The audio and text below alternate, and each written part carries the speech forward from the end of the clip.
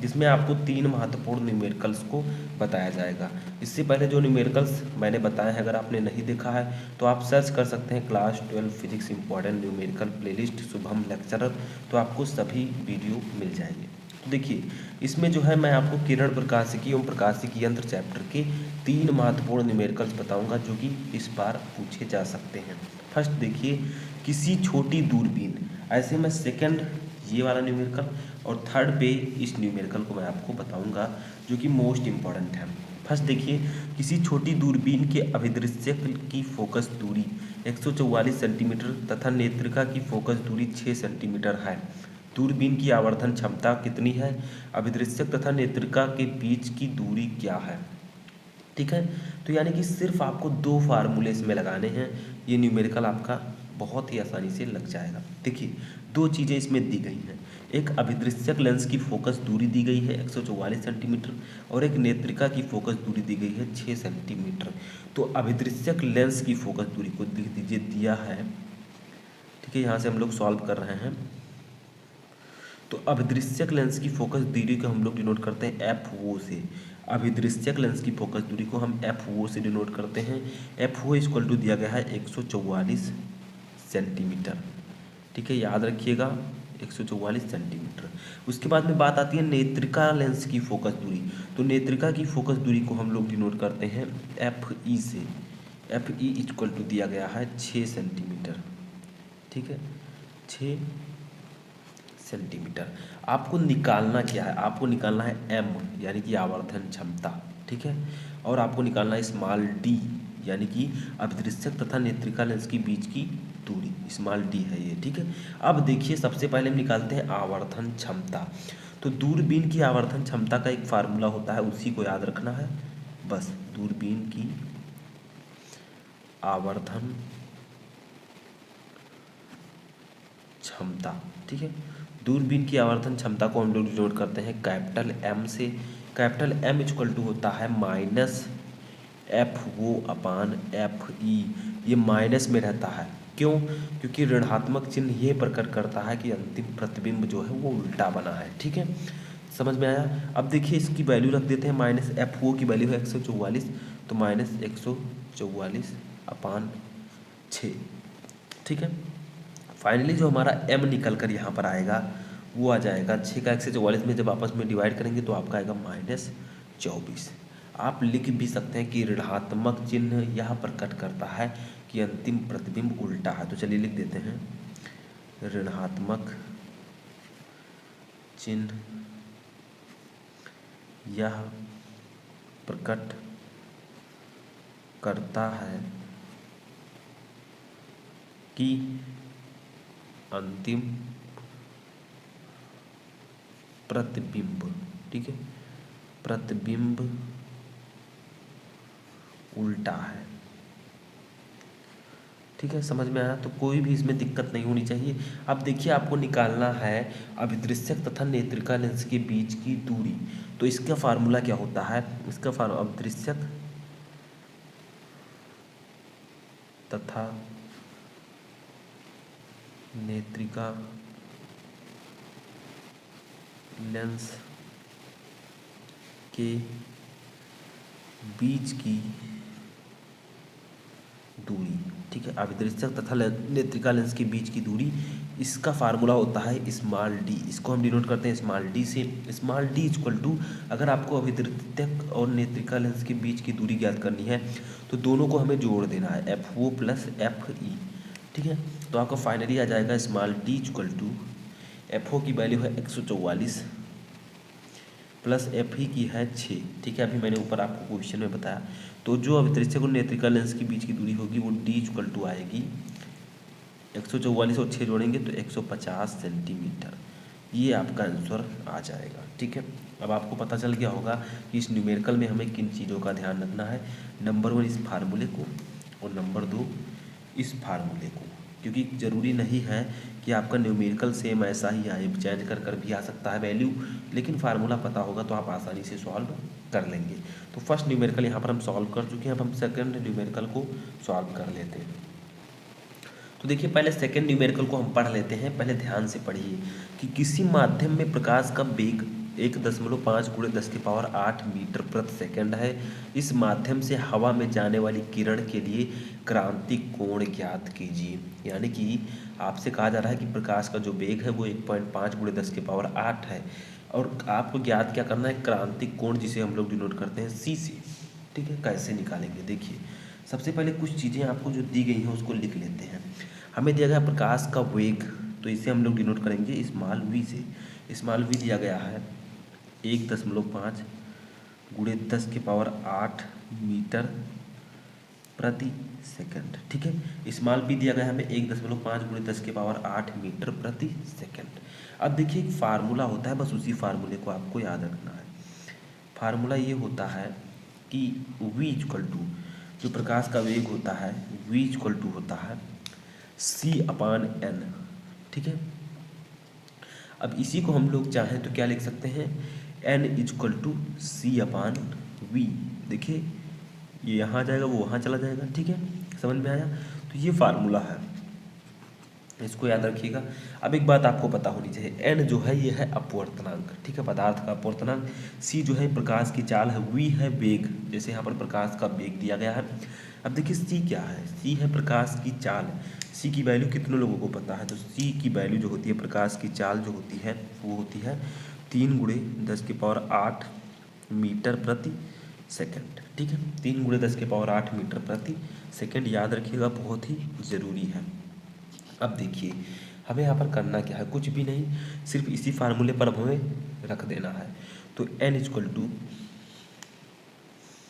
सी की वैल्यू कितनी है, 3 गुणे 10⁸ अपान v की वैल्यू कितनी है, ऊपर देखिए हमने लिखा है 1.5 गुणे 10⁸। ठीक है, अब देखिए हमें करना क्या है, यहाँ पर हमें कुछ भी नहीं करना है, सिंपल है। ये तो कट जाएंगे आपस में, 10⁸ है 10⁸। ठीक है, यहाँ पर 1.5 है, यहाँ पर 3 है, तो इसको काटेंगे तो यहाँ पर 2 आएगा। ठीक है, और इसको कट कर देंगे तो n इक्वल टू आपका आ जाएगा 2। ठीक है, समझ में आया, 2 आया आपका। अब देखिए एक फार्मूला होता है, क्योंकि हमें c निकालना है, यानी कि क्या निकालना है हमें, c क्रांतिक कोण। तो क्रांतिक कोण का फार्मूला होता है, उसको याद रखिएगा। अब क्रांतिक कोण इक्वल टू, क्रांतिक कोण को हम लोग डिनोट करेंगे साइन सी से। ठीक है, साइन सी से, तो साइन सी इक्वल टू होता है 1/n। n है अपवर्तनांक। देखिए हमने यहाँ पर अपवर्तनांक निकाला है। ठीक है, तो sign C equal to 1/n होता है। अब देखिए हमें करना क्या है, साइन सी है तो साइन सी को हम ऐसे रहने देंगे, साइन सी 1/n है, n की वैल्यू हमें दी गई है 2। देखिए ऊपर अभी हमने निकाला है 2। ठीक है, तो 1/2 हो जाएगा। अब एक बात बताइए कि साइन के किस अंश का मान 1/2 होता है। देखिए साइन है तो साइन के किस अंश का मान 1/2 होता है, तो वो होता है, पता होना चाहिए, साइन 30 डिग्री इक्वल टू होता है 1/2। ठीक है, समझ में आया। तो देखिए ये साइन जो है ये अब गायब हो जाएगा। ठीक है, तो हम यहाँ पर लिख देंगे डायरेक्टली c, तो c इक्वल टू हम लिख सकते हैं साइन 30 डिग्री। ठीक है, क्योंकि साइन के 30 डिग्री का मान 1/2 होता है, तो c ऐसे ही रहेगा, इधर आ जाएगा साइन 30 डिग्री। तो ये आपका जो होगा आंसर हो जाएगा। ये आपका जो है एक नियम है, जैसे यहाँ पर साइन c लिखा है, इधर 1/2 है, तो हम c इक्वल टू साइन 30 लिख सकते हैं। तो ये आपका क्रांतिक कोण 30 अंश आ गया। अतः क्रांतिक कोण 30 अंश है। ठीक है, समझ में आया। अब हम सॉल्व करेंगे अपना तीसरा न्यूमेरिकल, जो कि इसी चैप्टर से है। ये न्यूमेरिकल क्या है अभी मैं बताता हूँ, तो चलिए देखते हैं। तो देखिए न्यूमेरिकल क्या है कि निकट दृष्टि दोष वाला व्यक्ति 15 सेंटीमीटर दूर की वस्तु स्पष्ट देख सकता है। 25 सेंटीमीटर दूर वस्तु को स्पष्ट देखने के लिए आवश्यक लेंस की फोकस दूरी निकालिए। यानी कि निकट दृष्टि दोष वाला एक व्यक्ति है जिसको निकट दृष्टि दोष है। अब आपको पता लगा लेना है कि निकट अगर दृष्टि दोष है तो उसे किस प्रकार के लेंस का चश्मा पहनना चाहिए, तो उसे अवतल लेंस का चश्मा पहनना पड़ेगा। ठीक है, निकट के लिए अवतल और दूर के लिए उत्तल। इसे याद कैसे रखेंगे समझ लीजिए। देखिए निकट में 3 अक्षर हैं पूरे, अवतल में 4 अक्षर हैं, तो 3 और 4 का कॉम्बिनेशन है। दूर में 2 अक्षर है और उत्तल में कितना है 3.5 है, ठीक है। यानी कि जिसमें कम है उसका कम होगा, जिसका ज़्यादा है उसका ज़्यादा होगा, ठीक है। तो निकट दृष्टि दोष वाला व्यक्ति 15 सेंटीमीटर दूर की वस्तु को आसानी से देख सकता है, ठीक है। निकट दृष्टि दोष में होता क्या है, दूर की वस्तु उसे नहीं दिखाई देती है, ठीक है। निकट में दूर की वस्तु नहीं दिखाई देती है। तो 25 सेंटीमीटर दूर वस्तु को स्पष्ट देखने के लिए आवश्यक लेंस की फोकस दूरी ज्ञात कीजिए। यानी कि 25 सेंटीमीटर देखने के लिए उसे कितनी लेंस की फोकस दूरी का चश्मा लगाना होगा, ठीक है। तो देखिए यहाँ पर हम इसे सॉल्व करते हैं। तो सबसे पहले हमें दिया गया है न्यूमेरिकल में क्या, हमें दिया गया है यू जो है, ठीक है, प्रतिबिंब की जो वस्तु की स्थिति है वो हमें क्या कहा जा रहा है कि 25 सेंटीमीटर दूर वस्तु, 25 सेंटीमीटर दूर रखी है वस्तु, ठीक है। तो वस्तु की जो दूरी है, वस्तु की स्थिति है, उसे हम यू से लिखेंगे और यू इक्वल टू आपका है 25। लेकिन एक बात आपको याद रखना है, अवतल लेंस, ठीक है, अवतल लेंस है तो माइनस में हम इसकी वैल्यू लेंगे, तो -25 सेंटीमीटर, ठीक है, समझ में आया। यानी कि 25 सेंटीमीटर दूर वस्तु रखी है तो वस्तु की जो स्थिति है उसके हम 25 सेंटीमीटर लेंगे, ठीक है, क्योंकि 25 सेंटीमीटर पर वस्तु रखी हुई है। अब देखिए क्या कहा जा रहा है, क्या कहा जा रहा है कि निकट दृष्टि दोष वाला व्यक्ति 15 सेंटीमीटर दूर की वस्तु को स्पष्ट देख सकता है। यानी कि जो 15 सेंटीमीटर वस्तु है उससे स्पष्ट देख सकता है, तो यानी कि उसका जो प्रतिबिंब की स्थिति है वो आपकी ली जाएगी 15 सेंटीमीटर। लेकिन अवतल लेंस में दोनों निगेटिव ली जाती है, याद रखिएगा, अवतल लेंस में V और U दोनों निगेटिव होती हैं। अब देखिए हमें निकालना है F, ठीक है। तो फार्मूला सिर्फ रख देना है और कुछ भी नहीं करना है। सूत्र एक होता है, सूत्र यानी कि फार्मूला, ठीक है, 1/f equal to 1/v minus 1/u, इसको हम लोग पुट कर देंगे, ठीक है।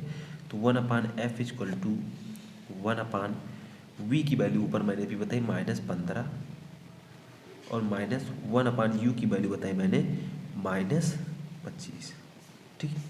अब इसी को हम सॉल्व कर लेंगे। तो 1/f इक्वल टू -15 है तो -1/15 भी हम इसे लिख सकते हैं, ठीक है। और माइनस माइनस हो जाएगा आपका प्लस, तो प्लस 1/25, ठीक है, क्योंकि ऊपर माइनस है नीचे -25 है तो गुणा हो जाएगा, ठीक है। तो समझिए अब 1/f इक्वल टू 15 और 25 का जब आप निकालेंगे एलसीएम तो आपका आएगा 75। तो 15 का 5 से गुणा करने 15 × 5 = 75, 5 × 9 = 5 और प्लस 25 3 × 75, 3 × 9 = 3, ठीक है। तो इस प्रकार से आपका आ जाएगा। तो 1/f इक्वल टू हो जाएगा 5 और 3, 5 में से 3 जाएगा, देखिए माइनस में है प्लस में है तो प्लस माइनस माइनस, लेकिन पीछे जो प्लस में है वो छोटा है तो हम माइनस में ही लिखेंगे। तो 5 में से 3 गया 2। अगर मान लीजिए ये 8 होता तो आप प्लस में क्या लिखते, 3 लिखते, ठीक है। तो 2/75। अब देखिए इसी को हमें क्या कर देना है, तिरछा गुणा कर लेना है, इसको इससे कैंची गुणा, ठीक है। तो ये आपका हो जाएगा 2f, ठीक है, 2 और f का गुणा होगा इक्वल टू 75। जब हम यहाँ से फोकस दूरी f निकालेंगे केवल तो f इक्वल टू 75/2, ठीक है। अब 2 को 75 को 2 से भाग देंगे तो आपका आ जाएगा 30, सॉरी यहाँ पर एक चीज़ ध्यान रखिएगा, यहाँ पर माइनस रहेगा, ठीक है, जो मैं लिखना भूल गया, तो -75 रहेगा यहाँ पर, माइनस यहाँ पर भी रहेगा, क्योंकि देखिए माइनस है, -2 है। अब आप लोग सोच रहे होंगे 2 के आगे माइनस मैंने क्यों नहीं लगाया, देखिए माइनस आप यहाँ पर भी लगा सकते हैं, ठीक है, कोई दिक्कत नहीं है, चाहे यहाँ सेम है, ठीक है, समझ में आया, ठीक है। तो आप लोग क्या करते हैं, मान लीजिए -2f यहाँ पर लिख देते, ठीक है, चलिए मैं लिख देता हूँ। तो -2f हमने लिख दिया। अब जब हम f निकालेंगे तो जो माइनस है इधर चला आएगा, तो -75/2 हो जाएगा, ठीक है।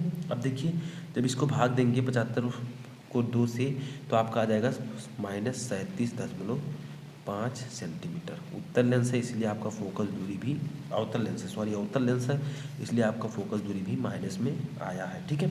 तो इस प्रकार से आप आसानी से सॉल्व कर सकते हैं। सिर्फ आपको ये फार्मूला याद रखना है जो मैंने ऊपर बताया है, इस फार्मूले को, ठीक है, और कुछ भी नहीं है इसमें। देखिए यहाँ पर जो आपका माइनस में वैल्यू आया है, जो अवतल लेंस होता है उसकी जो वैल्यू होती है वो सभी माइनस में होती है, ठीक है, समझ में आया। तो इस प्रकार से आप इन न्यूमेरिकल को आसानी से सॉल्व कर सकते हैं। 3 न्यूमेरिकल मैंने आपको बताए, अगर आप तीनों को अच्छे से सॉल्व करना सीख गए हो तो वीडियो के लाइक कर दें, चैनल पर नए तो चैनल को सब्सक्राइब कर लें, और किसी भी टॉपिक में क्वेरी है तो आप मुझे कमेंट बॉक्स में बता सकते हैं।